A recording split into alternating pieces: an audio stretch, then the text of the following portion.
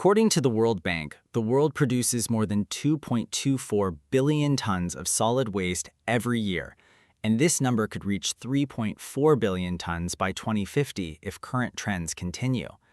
The issue is not just the amount, but the speed of growth. It is faster than our ability to manage it. A large part of this waste comes from short-life consumer products, especially plastic. Around 400 million tons of plastic are produced each year, but only about 9% is actually recycled. The rest is burned, buried, or leaks into the environment, especially into oceans. A study estimated that about 8 million tons of plastic enter the ocean every year. This does not disappear. It builds up over time. That is why large areas of plastic waste now exist in the ocean, such as the Great Pacific Garbage Patch. But waste is only the most visible part. A bigger cost is resource use. For example, the fashion industry uses about 93 billion cubic meters of water every year. That amount could supply water to hundreds of millions of people. At the same time, this industry is responsible for about 10% of global CO2 emissions, more than aviation and shipping combined in some estimates.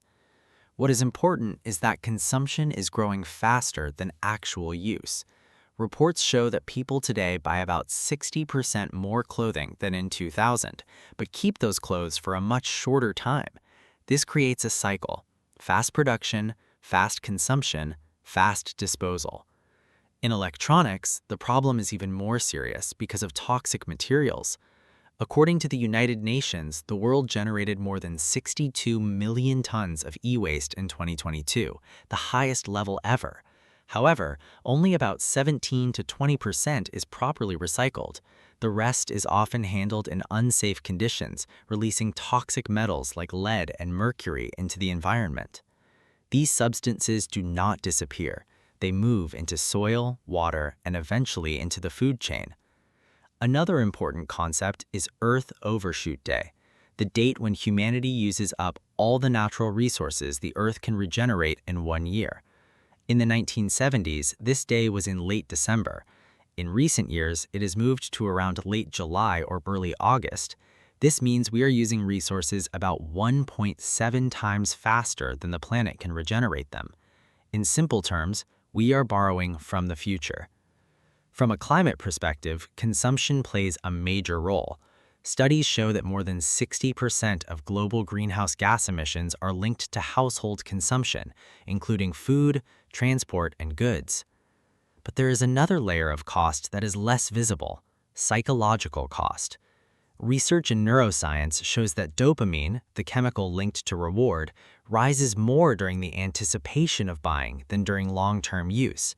That is why shopping feels exciting at first, but quickly becomes less satisfying. When the system constantly gives new triggers, sales, new products, limited offers, the brain enters a loop: desire, purchase, short satisfaction, repeat. This loop is similar to addictive behavior patterns. My view is simple. Overconsumption is not just a personal weakness. It's the result of a system designed to keep you wanting more. But that doesn't mean individuals have no control. The goal is not to stop consuming completely. That's unrealistic. The goal is to change how you evaluate value. Some practical ways to do that: think of real cost as price plus time of use plus environmental impact. Ask how often you will actually use something before buying. Wait 48 to 72 hours before making non-essential purchases. Choose durable and repairable products. Small choices may not change the system immediately, but millions of similar choices create large trends. Overconsumption doesn't have a clear starting point. It's built over time, through data, behavior, and systems working together.